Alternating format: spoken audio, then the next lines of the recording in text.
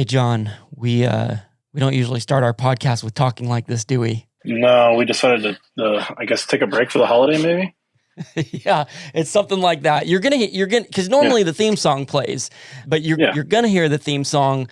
But for our holiday, we're repurposing an old episode, aren't we, John? We are. And also, in Lack of Genius style, we're late by a week. So last year we did a 4th of July episode, and I talked about my favorite 4th of July movie, The Sandlot. We are going to give you an opportunity to hear that again. John, I don't think, well, you don't listen to the podcast anyway, so you didn't go back to listen to this one, did you? No, I haven't. I'm sure it was pretty rough. I'm sure we've gotten a lot better over the year. This episode you're about to hear, which I really encourage, even if you have heard this episode, to listen again, because you can hear what we sounded like 53 weeks ago, I believe it was, because it was our second ever episode. We did episode 0, we did episode 1 about each other. This was our second ever episode where John quizzed me on 4th of July history. I quizzed him on The Sandlot. And, there are two things, John. One, it's like, oh, wow, yeah, we've come a long way. But two, we've always been pretty gosh darn okay at what we're doing, because we're just friends hanging out and chatting. So you're about to hear that, but I do want to take a moment. It was so funny, John, when I listened back, there was no tidy up jingle. There's no quiz time jingle you're going to hear today. So I'm sorry in advance, but I thought what we could do is just do a very short tidy up of sorts right now, where I wanted to plug our good friend Alyssa Rocca's upcoming show. She was from our opera episode, and she is doing not just a live performance of her company's first ever opera. This is Paradox Opera, which you can go to paradoxopera.org to check this out. She is actually live streaming an original show called COVID Chronicles, featuring her and 3 other opera singers. But we would love our loggers to show up and support that. So on Friday, July 15th, at 7 p.m. Eastern Standard Time. So you do your math to figure out where you are. 7 p.m. Eastern Standard Time on July 15th, you can live stream Alyssa's opera, COVID Chronicles. Again, all the info is at paradoxopera.org. Let's show her that the log community appreciates and supports her, and all show up and watch her sing all pretty like. Does that sound good, John? Yeah, just tell her that, just leave in the comments that the Lack of Genius podcast told you guys about it. Yes. Because we get $7 every time you do. No, that's not true. We get nothing. No, we don't. We would just love for her to see that our community supports her. So feel free to let her know. It'll be on her Twitch, but that's all at paradoxopera.org. So go and check that out. And John, let's without further ado, here's our usual jingle and enjoy the 4th of July celebration. John likes tech and lives in Indiana, Kevin likes the Dodgers and talks on the radio. John plays games on Xbox and on his Nintendo, while Kevin runs around LA with his mustachio. It's the Lack of Genius podcast, in your ear holes at last. They don't know they're Mars from Venus, that's why it's the Lack of Genius podcast. John, hello. Hey. Look at me coming at you hot. It's Kevin here. Nice to see you vocally again. You too. And nice to have our listeners back. At the risk of coming off as full of myself, I wrote that theme song. It's been stuck in my head all week. Same. No, it's been stuck in mine, and we've gotten a lot of good feedback about it too. And whenever someone said something good on Instagram or something, I'm like, yeah, Kevin wrote it. Yeah, well, thank you for saying that.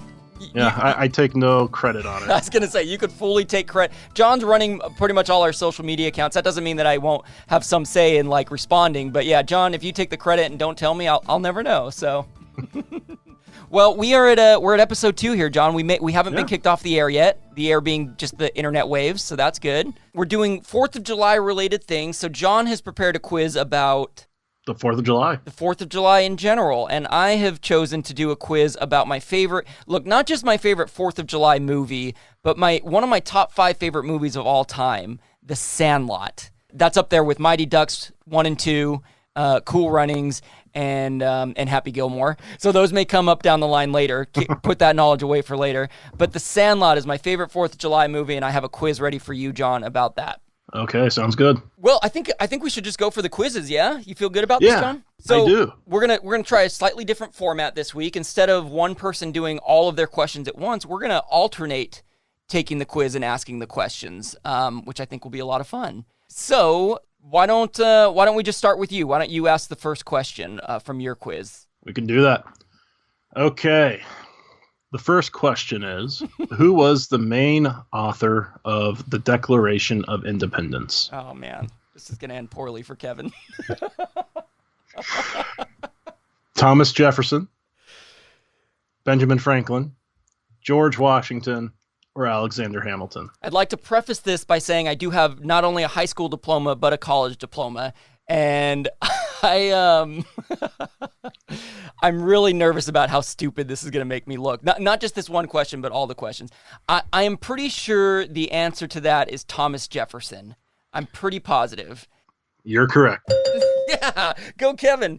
All right, so good. I'm 1 for 1 on my knowledge of American history so far in the 4th of July. So let's hop over to The Sandlot now. John, I asked you before I made this quiz when the last time you saw this movie was, and what was your answer? I don't remember. Good, which was music to my ears. No, I do want to let you know that Emily took the quiz earlier, but I did not look at it, and this is one of her favorite movies. How did she do? That's your wife, Emily, by the way. How did she do? Yeah. She got 4 out of 5. Okay, not bad. All right. And she said we may have to watch it later, so... Yes, as I was putting these questions together, I was like, I am going to watch this movie immediately. I'll probably watch it on the 4th, actually, is what I'll do. All right, so in the movie, The Sandlot, who signed the baseball that the Sandlot kids must retrieve from the Beast, the dog on the other side of the fence? Who signed the baseball? Was it A, Ted Williams, B, Mickey Mantle, C, Babe Ruth, D, the entire 27 Yankees team? My immediate response wanted to say Mickey Mantle, but I don't think that's right. I think it's Babe Ruth.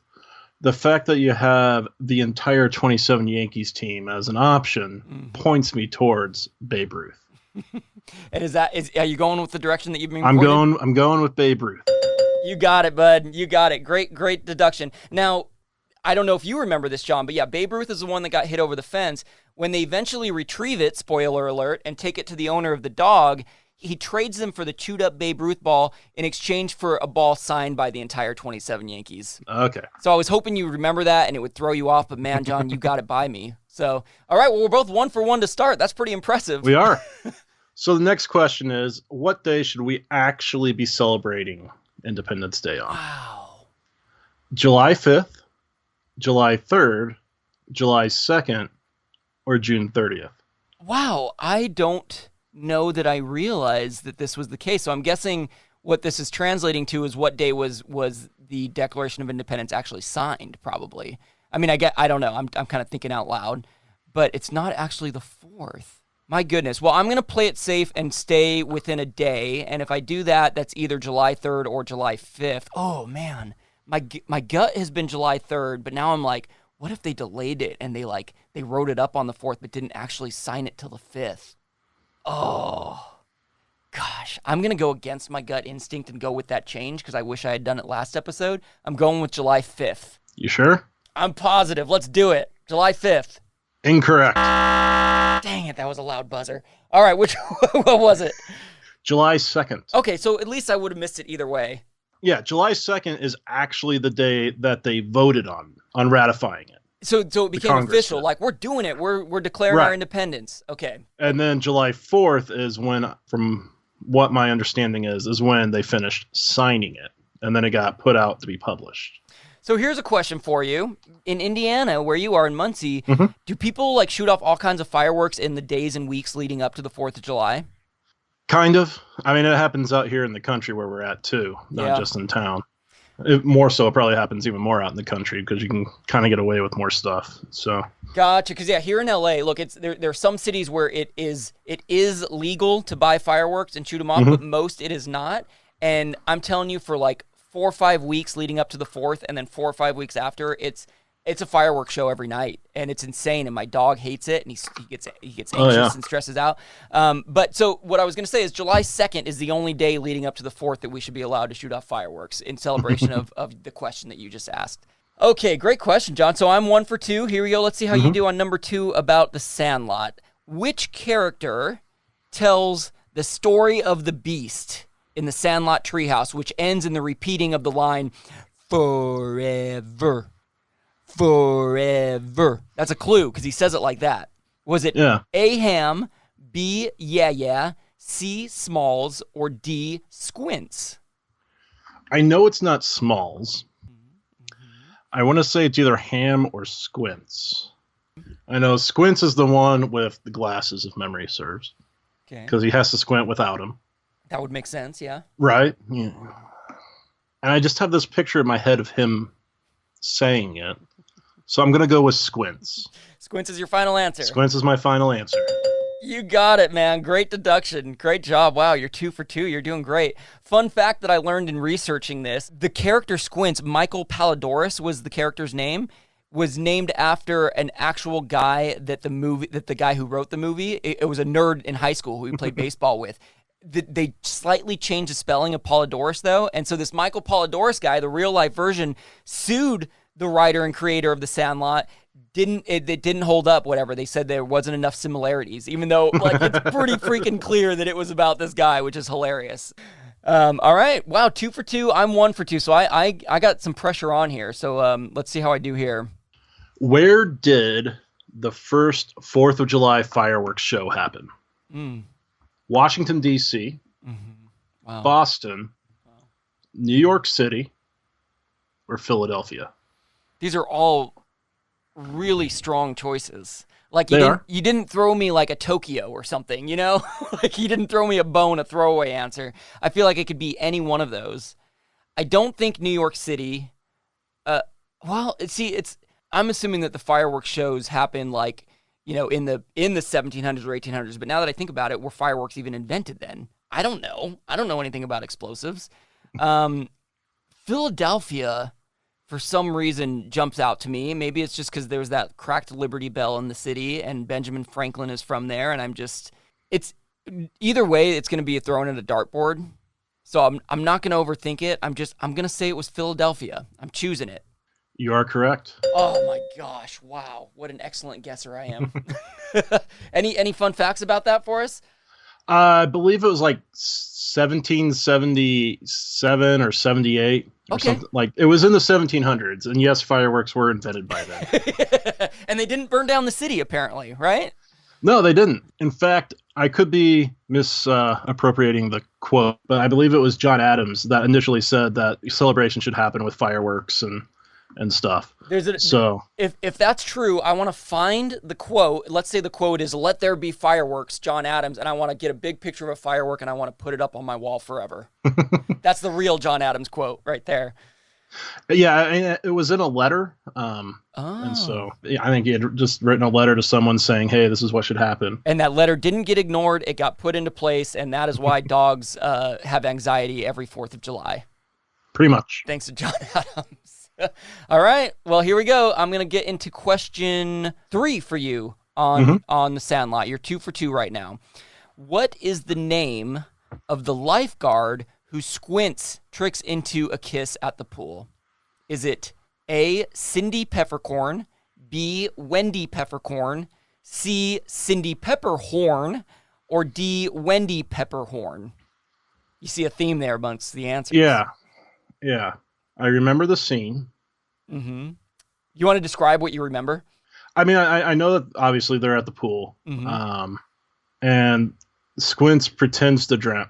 He pretends to drown, right? Yeah, you're doing good. You're not getting points for this, but yeah, you're doing right. Good. First of all, I'm trying to remember if it's Cindy or Wendy. That's part A of the question, right? Right, but I'm pretty sure it's Peppercorn, not Pepperhorn. So it sounds like you're between A and B. You just got to remember if it's Cindy or Wendy. Yeah, she's giving him CPR because she rescues him from the bottom of the pool. Right.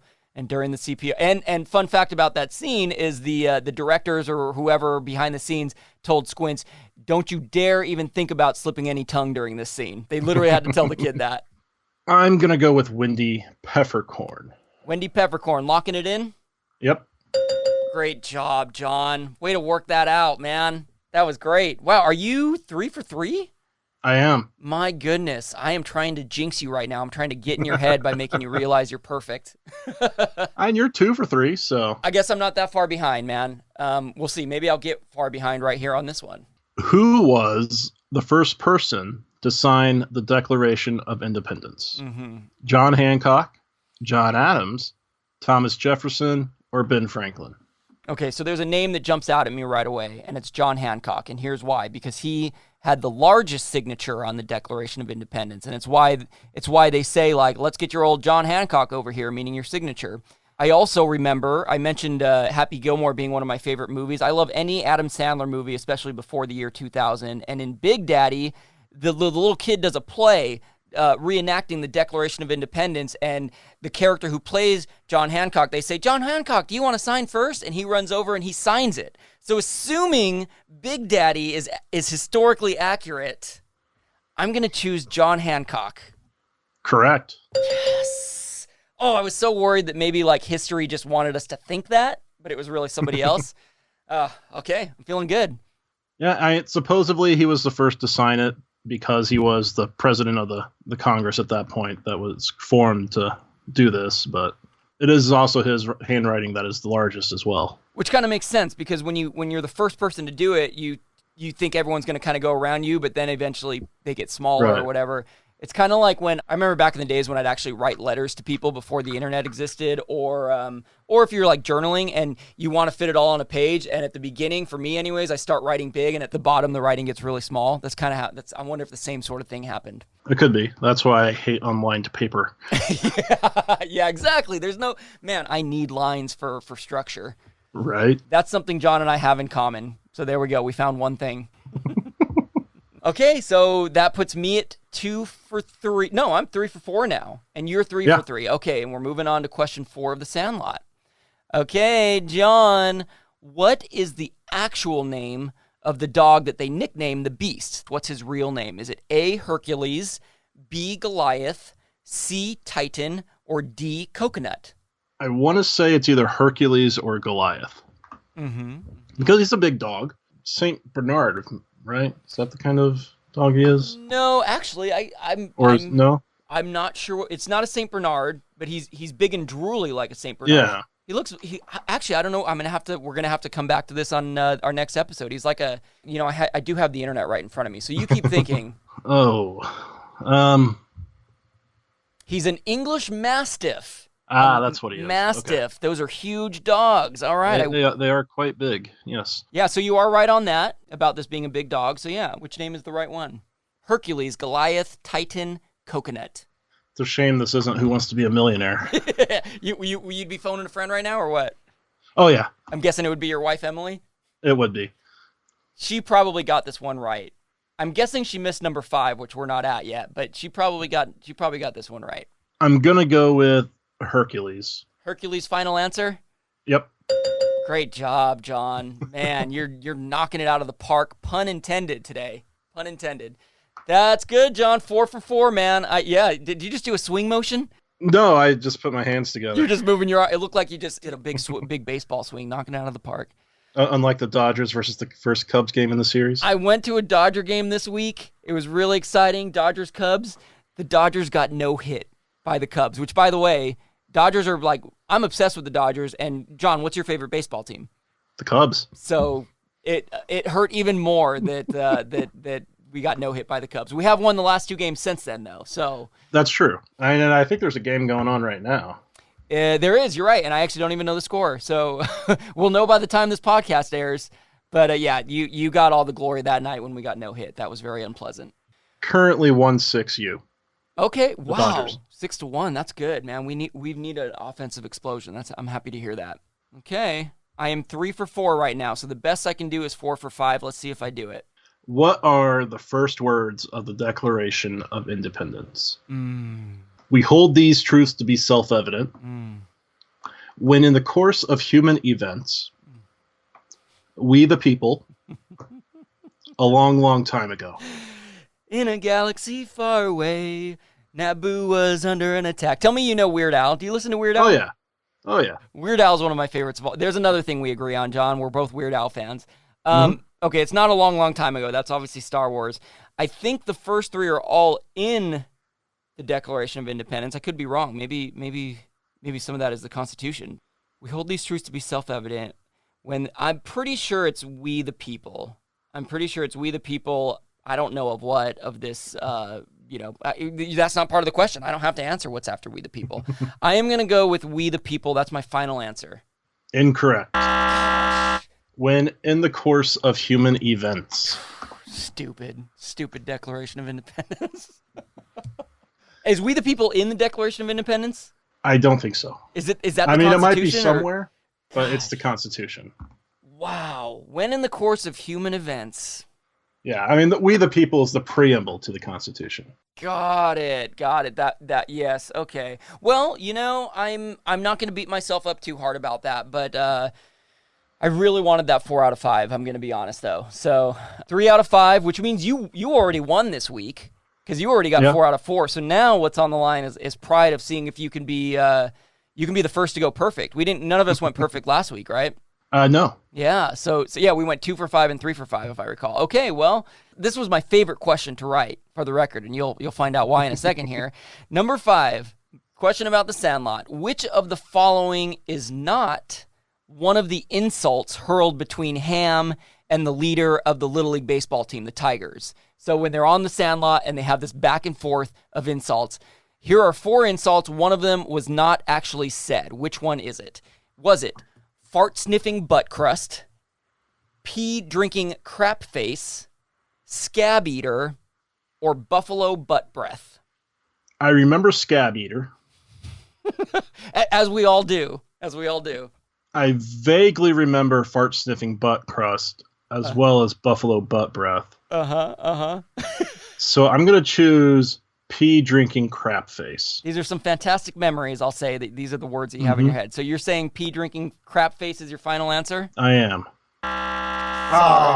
Sorry, bro. You know what I'm realizing right now is that it's not a trick question, but they do say something about fart sniffing. I think what it is Ham calls the dude a fart sniffer, but the insult fart sniffing butt crust is never actually used. Okay. Ham does call the other kid a pee drinking crap face though, which if you go back and watch this scene, these kids are good, man. They're good actors. They're hilarious. And that's got to be one of the funniest scenes in the whole movie, man. I always enjoyed the merry-go-round. Oh, yeah. That's interesting because I think that's a fun question to ask people just casually is because The Sandlot is full of great scenes, right? Mm-hmm. And so when you think of The Sandlot, what's the first thing that comes to your head? And I think for me, it actually is the merry-go-round and the throwing up from chewing the tobacco. Mm-hmm. It's just such an iconic scene. I read something about that the vomit that they threw up was made out of, I think it was molasses and bacon. It was like a combination of molasses and bacon. So fun fact, which sounds kind of delicious. I'm going to be honest. I maybe would have eaten it if I was there. Wow, John, 4 out of 5. So close. But you did beat me this week. You've proven that you are more of a genius on The Sandlot than I am on American history and the 4th of July, and I'm probably going to be deported as a result.